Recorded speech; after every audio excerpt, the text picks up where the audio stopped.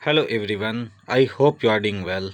साथियों, आज 3 अगस्त 2026 UP triple SC lower PCS के रिगार्डिंग काफ़ी अहम दिन रहने वाला है। साथियों, जैसा कि आपको पता ही है, आज 3 अगस्त को UP triple SC lower PCS की हियरिंग होने वाली है। आज के लिए इनलिस्ट हो चुकी है। साथियों, अब इसके रिगार्डिंग क्या क्या अब तक अपडेट आई हैं और क्या आगे हो सकता है, इसका हम क्विक एनालिसिस करेंगे। और आज जैसे ही हियरिंग हो जाती है साथियों, चार से 4:30 तक इसका लगभग हियरिंग हो जाएगा, या 3 से 4 तक इसका हियरिंग हो जाना चाहिए।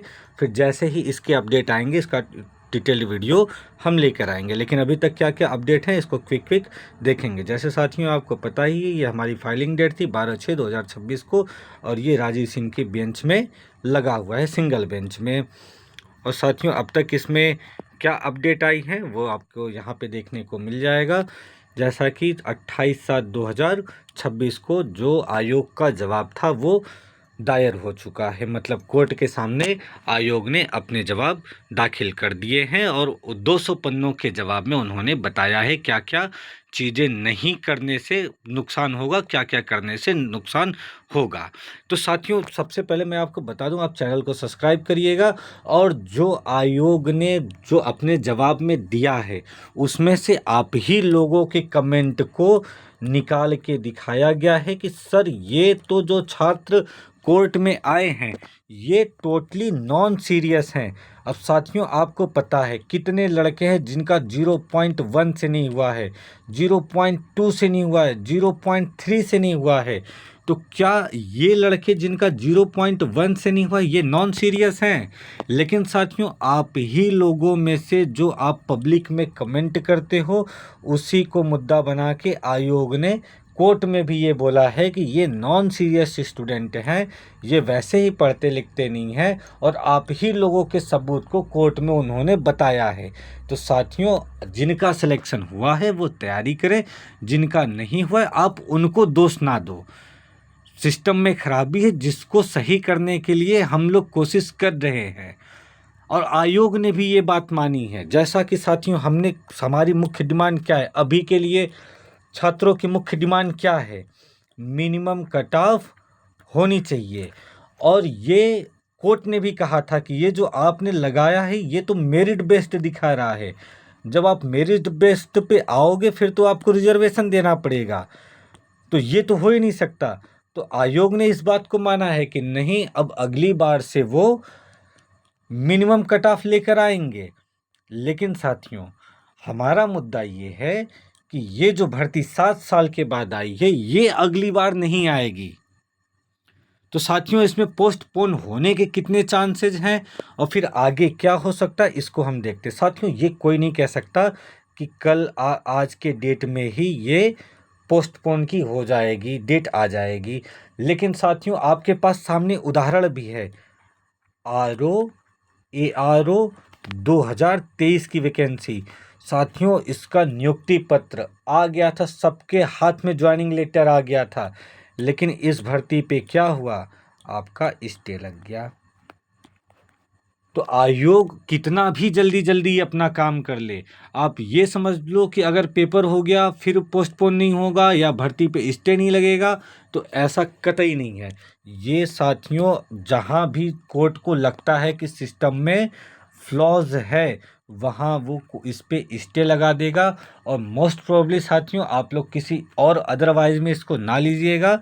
ये भी हो सकता है कि आज ही कुछ ना कुछ इस पे पॉजिटिव रिजल्ट आए, लेकिन मैं ये बिल्कुल नहीं कहूँगा कि आएगा ही। एक तो साथियों, जैसा कि आपको पता है कि कोर्ट में 43वें नंबर की इनलिस्टिंग हुई है। लेकिन साथियों, अब इसमें क्या है कि आपको 3 बजे के बाद से ही इसका नंबर देखने को मिल सकता है। और मैं तो साथियों ये कहूँगा कि आप लोग खुद दुआ करिएगा कि आज इसकी सुनवाई हो जाए, आज इसकी 4 बज जाए। कोर्ट साथियों 5 बजे तक चलता है। आप ये मान के चलो कि आप खुद दुआ करो अपने अपने सब लेवल पे कि आज इस पे सुनवाई हो जाए। तो साथियों, जैसा इस पे होगा, अगर सुनवाई इस पे हो जाती है तब तो ठीक है, नहीं तो साथियों जैसा कि आप ये 13 तारीख वाले में देख रहे हो, इसमें वीक कमेंसिंग लगा हुआ था। वैसे साथियों अगर इसमें वीक कमेंसिंग लग जाता है फिर आपको पूरे हफ्ते भर का इंतज़ार करना पड़ेगा। फिर मतलब आप समझ लो कि मंडे से लेके सैटरडे तक कभी भी ये अपना फैसला आगे का सुनाएंगे। लेकिन साथियों आप सब लोग दुआ करिएगा कि आज ही इसमें कुछ ना कुछ तरक्की हो जाए।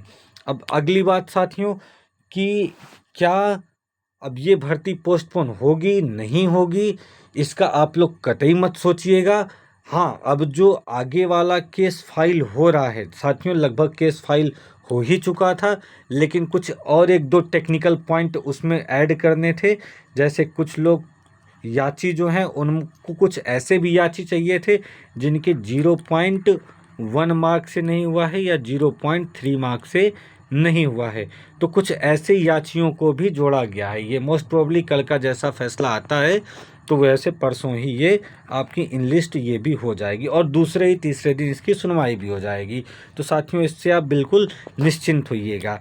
मैं साथियों आप लोग से बस इतना ही आग्रह करूँगा कि आप लोग दुआ करिएगा और कामना करिएगा, जैसा भी आप लोग जिस भी देवी देवता भगवान को या जिनको भी आप मानते हो, क्योंकि साथियों ये छात्रों के हित की बात है। और साथियों प्लीज़ कोई एब्यूजिव वर्ड मत यूज करिएगा, ये सभी स्टूडेंट के वेलफेयर के लिए ही है। साथियों हमारे कोर्ट में जाने के बाद ही आयोग जो है अगली बार मिनिमम कट ऑफ की बात कर रहा है, नहीं तो साथियों आयोग ये मिनिमम कट ऑफ की भी बात नहीं कर रहा था। ये कोर्ट में जाने के बाद से ही हो रहा है कि 2026 की जो भर्तियां आई हैं वो मिनिमम कट ऑफ से होएंगी। साथियों अब इसमें भी एक मैं और पॉइंट ऐड कर दूंगा या फिर इसके लिए एक नया वीडियो लेकर आऊँगा। साथियों ये देखो वीपीओ, हालांकि 2022 की वीपीओ का अभी तक रिजल्ट नहीं आया, लेकिन ये 2026 वाले पेट से वीपीओ की वैकेंसी आएगी। साथियों वीडियो का भी वैकेंसी इसी से आएगा और जूनियर असिस्टेंट ये 3 बड़ी बड़ी वैकेंसियां हैं साथियों जो इससे आनी है।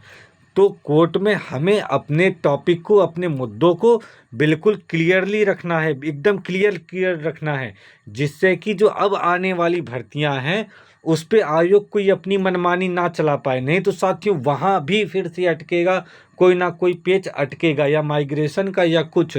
तो सारे मुद्दों को इस बार हम लोग ऐड करके चल रहे हैं। हम जितने सारे याची हैं सब एक साथ मिलके अपनी अपनी बातों को एक जगह रखवाएंगे। अब जैसे साथियों आपको पता है कि ARO के केस में जो वकील थे आलोक शर्मा सर, ये भी वही आलोक शर्मा इस केस में भी वकील हैं। और ARO में जिसमें स्टे लग चुका है उसमें भी वही वकील थे। तो साथियों ऐसा कुछ नहीं है कि जो वकील साहब हैं बिल्कुल नहीं जानते हैं, ये बहुत सारे केसेस को लड़ चुके हैं।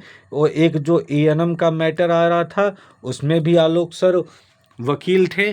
तो साथियों हमारा केस लगभग मजबूत है। अब बाकी इसमें क्या अपडेट आती है हम शाम को 7 से 8 बजे के बीच आपको आकर इसका अपडेट क्लियर दे देंगे।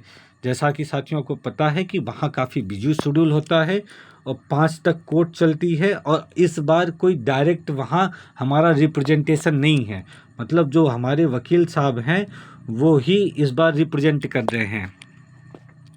क्योंकि साथियों सबकी लगभग क्लासेस चल रही है, सारे इंस्टीट्यूट की टीचर्स की क्लासेस चल रही हैं, तो कोई डायरेक्ट इस बार नहीं जा रहा है।